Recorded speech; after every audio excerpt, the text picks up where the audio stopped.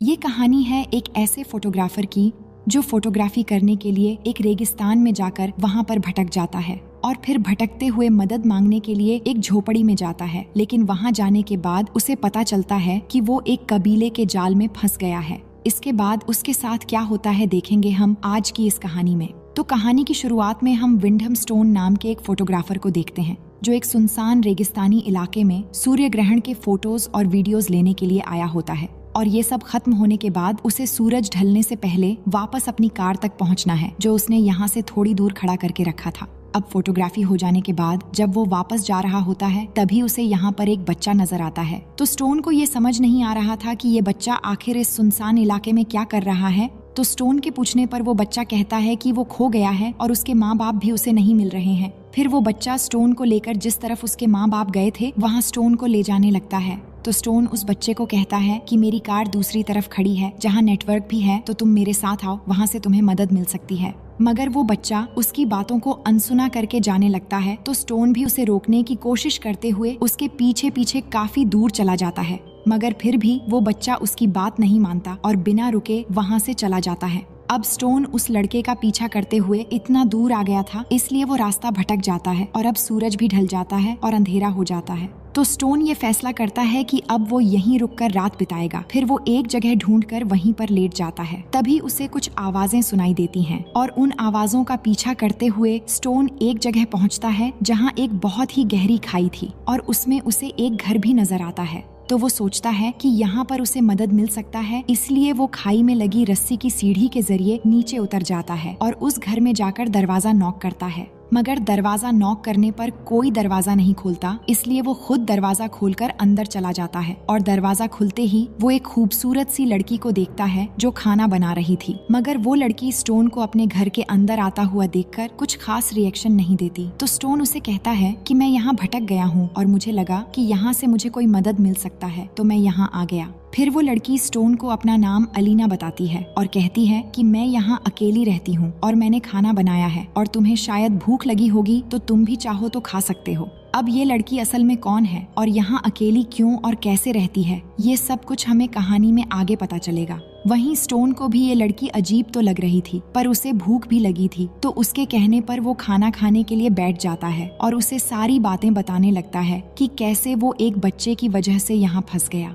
लेकिन अलीना उसकी बातों में कोई दिलचस्पी नहीं लेती और स्टोन को कहती है कि रात बहुत हो गई है, तो तुम चाहो तो यहाँ सो सकते हो। अब स्टोन के पास कोई दूसरा रास्ता भी नहीं था और ऊपर से ये लड़की भी उसे कुछ अजीब लग रही थी, मगर फिर भी वो यहाँ रात गुजारने का फैसला कर लेता है। फिर अगली सुबह जब अलीना सोई हुई थी तो स्टोन उठकर वहाँ से जाने लगता है। लेकिन जब वो घर के बाहर निकलता है तो वो देखता है कि जिस सीढ़ी से वो नीचे आया था वो सीढ़ी अब वहाँ नहीं है और ये जगह काफी गहराई में है और इसके चारों तरफ बड़े बड़े चट्टान और पहाड़ है और यहाँ से बाहर निकलने का और कोई रास्ता नहीं है। वहीं हम देखते हैं कि अलीना जाग गई है और कुछ काम कर रही है। तो स्टोन जाकर उसे पूछता है कि मुझे वो सीढ़ी नजर नहीं आ रहा जिससे मैं रात को यहाँ आया था। तो अलीना पहले तो उसे कोई जवाब नहीं देती, मगर फिर वो स्टोन के बार बार पूछने पर कहती है कि वो सीढ़ी उन लोगों ने हटा दी होगी। वो कभी कभी सीढ़ी लगाते हैं और फिर हटा देते हैं। तो स्टोन पूछता है कि वो कौन लोग हैं, क्या यहाँ और भी लोग रहते हैं। तो अलीना उसे इस बात का कोई जवाब नहीं देती और यहाँ से चली जाती है।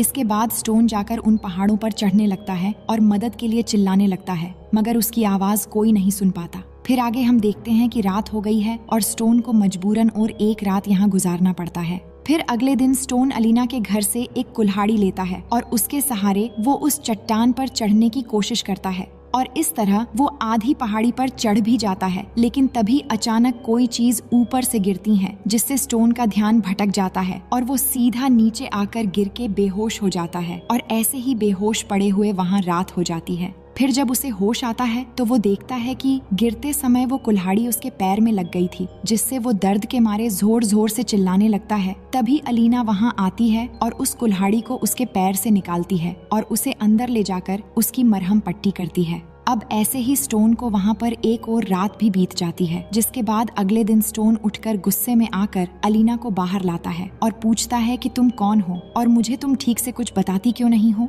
और वो लोग आखिर कौन हैं? क्या तुम लोगों ने मुझे यहाँ कैद करके रखा है? तुम लोगों को मुझसे क्या चाहिए बताओ।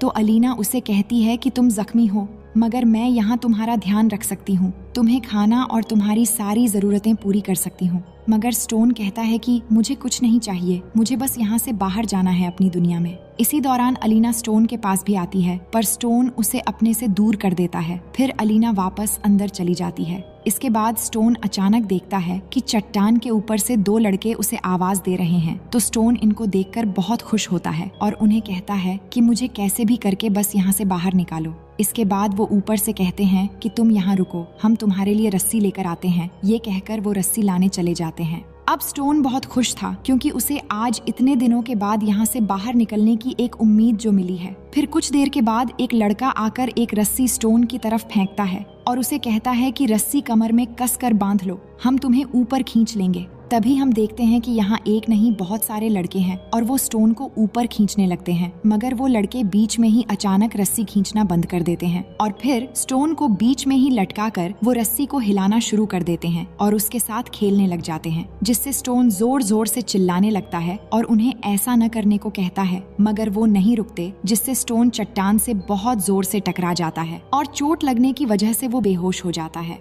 वहीं इतना शोर शराबा सुनकर अलीना बाहर आकर उन लड़कों को डांटकर स्टोन को छोड़ने को कहती है। फिर आगे हम रात का सीन देखते हैं जहां अलीना के घर में स्टोन को जब होश आता है तो वो उठकर वहां से बाहर निकलकर जाने लगता है, लेकिन वो बुरी तरह जख्मी होने की वजह से ठीक से चल भी नहीं पा रहा था और कुछ कदम चलकर वो बाहर जाकर गिर जाता है। जिसके बाद अलीना उसके पास जाकर समझाती है कि तुम इतनी आसानी से यहाँ से बाहर नहीं निकल पाओगे, इसलिए बेहतर होगा कि अंदर आकर और थोड़ा आराम कर लो। और ये लड़के कभी कभी मस्ती में ऐसा करते रहते हैं और तुम्हें शायद अपनी किस्मत को कबूल कर लेनी चाहिए, क्योंकि अब तुम भी मेरी तरह यहाँ के बन चुके हो। फिर आगे हम देखते हैं कि स्टोन अब अलीना की बातें समझने लगता है और उसे लगने लगा था कि शायद वो यहाँ से अब कभी नहीं निकल पाएगा। और अब स्टोन भी अलीना के साथ यहाँ रहना सीख गया है और जिन बच्चों ने उन्हें यहाँ फंसाया था वो उनकी जरूरत का हर सामान बीच बीच में उन्हें दे दिया करते हैं। और अब अलीना भी एक वाइफ की तरह स्टोन के साथ रहने लगी है। वो उसे खाना बनाकर खिलाती है, उसके कपड़े धोती है और उसकी हर जरूरत का ध्यान रखती है। और दूसरी तरफ स्टोन अब सब्जियां उगाने लगता है, लेकिन ये सब स्टोन यहाँ पर सिर्फ अपना मन लगाने के लिए कर रहा था। हालांकि उसे अब भी एक उम्मीद थी कि वो आज नहीं तो कल कैसे भी करके यहाँ से बाहर जरूर निकलेगा। फिर एक दिन उनमें से एक लड़का उन्हें सामान के साथ अल्कोहल भी दे देता है और स्टोन उस रात को बहुत पी लेता है, जिस वजह से दोनों धीरे धीरे एक दूसरे के बेहद करीब हो जाते हैं और इंटीमेट हो जाते हैं। अब आगे यहाँ उनकी जीवन ऐसे ही बीतने लगता है और स्टोन भी खुद को बहलाने के लिए कुछ न कुछ करता रहता है। फिर एक दिन अलीना स्टोन को बताती है कि वो प्रेग्नेंट है, लेकिन ये बात सुनते ही स्टोन परेशान हो जाता है और कहता है कि तुम ये क्या कह रही हो, मुझे यहाँ इस नर्क में कोई बच्चा नहीं चाहिए, वो भी तुम जैसे नासमझ लड़की की कोख से। तुमने तो आज तक मुझे ये भी नहीं बताया कि तुम कौन हो और कहाँ से आई हो और वो लड़के कौन है, और कुछ कहने पर एकदम चुप रहती हो। अब आगे हम देखते हैं कि कुछ दिन बाद वो लड़का वहाँ आता है जो उन्हें जरूरत का सामान दिया करता था। वो आकर स्टोन को अपना नाम लीपस बताता है और उससे ऊपर से बातें करने लगता है और कहता है कि क्या तुम मुझे पढ़ा सकते हो, क्योंकि मैं भी पढ़ लिख कर समझदार बनना चाहता हूँ। तो स्टोन कहता है कि हाँ क्यों नहीं, मगर यहाँ से मैं तुम्हें नहीं पढ़ा सकता। ऐसा करने के लिए तुम्हें पहले मुझे यहाँ से बाहर निकालना होगा और मेरे साथ इस लड़की को भी मदद चाहिए क्योंकि ये प्रेग्नेंट है। अगर तुम हमें यहाँ से निकालोगे तो हम तीनों कहीं दूर जाकर एक परिवार की तरह रहेंगे और वहाँ तुम्हारी पढ़ाई भी होगी। अब ये सब स्टोन उस बच्चे को बहलाने के लिए बोल रहा था, जिसके बाद वो बच्चा कहता है कि ठीक है, मैं तुम्हें बाहर निकालूंगा, मगर मैं ऐसा तभी कर पाऊंगा जब मेरे साथी यहाँ ना हो या फिर सो रहे हो। तभी अचानक से वहाँ एक बड़ा लड़का आ जाता है जिसने उनकी सारी बातें सुन ली थी और वो आकर उस बच्चे को लेकर चला जाता है। फिर उसके बाद हम अगले दिन सुबह का सीन देखते हैं कि जब अलीना घर से बाहर आती है तो आते ही वो चिल्लाने लगती है। तभी उसकी आवाज सुनकर स्टोन भी बाहर आता है तो वो देखता है कि उन बड़े लड़कों ने लीपस को मारकर चट्टान के ऊपर टांग दिया है और ये वही लड़का था जिसने स्टोन को यहाँ से निकालने का बात किया था। अब ये सब देखकर अलीना पागल सी हो जाती है, लेकिन स्टोन कुछ समझ नहीं पा रहा था कि आखिर अलीना इस लड़के के लिए इतना क्यों रो रही है। तभी अलीना स्टोन को कहती है कि वो मेरा बेटा था और तुम्हारे वजह से उन लोगों ने उसे मार दिया है। अगर तुमने उससे यहाँ से निकलने की बात न की होती तो शायद आज वो जिंदा होता। ये कहते हुए अलीना एक लकड़ी का टुकड़ा उठाकर स्टोन के सर पर मारकर गिरा देती है और फिर इतना मारती है कि वो बेहोश हो जाता है। इसके बाद हमें 2 महीने बाद का सीन दिखाया जाता है जहां अलीना ने स्टोन को मारकर एक पिंजरे में कैद कर दिया था और अब भी वो उस पिंजरे में ही कैद है और अलीना उसे खाना और पानी देती है मगर बाहर नहीं निकालती और पिंजरे के अंदर रहते रहते अब स्टोन पागल सा होने लगा है। और फिर एक दिन एक लड़की पहाड़ी के ऊपर आती है और वहाँ से वो स्टोन को देख लेती है। फिर स्टोन उसे मदद लाने को कहता है और वो लड़की स्टोन की मदद के लिए पुलिस को बुलाने जाती है। अब स्टोन को बहुत दिनों बाद यहाँ फिर एक उम्मीद की किरण नजर आई थी, मगर उसके कुछ देर बाद ही स्टोन देखता है कि वो लड़के उस लड़की को पकड़कर वहीं ले आते हैं और स्टोन को दिखाते हुए उस लड़की को उसके सामने ही जान से मार देते हैं। ये देखकर स्टोन बहुत गुस्सा हो जाता है और पिंजरे से निकलने की बहुत कोशिश करता है, लेकिन वो कुछ नहीं कर पाता और अब स्टोन को ऐसे ही पिंजरे में रहते हुए 9 महीने गुजर जाते हैं। फिर एक दिन स्टोन अलीना से कहता है कि प्लीज मुझे यहाँ से बाहर निकालो। मैंने डिसाइड कर लिया है कि अब मैं तुम्हारे साथ ही रहूंगा और तुम्हारे जितने भी बच्चे हैं मैं उन सभी का बाप बनूंगा और अब तुम्हारी डिलीवरी भी होने वाली है तो तुम्हें मेरी जरूरत पड़ेगी।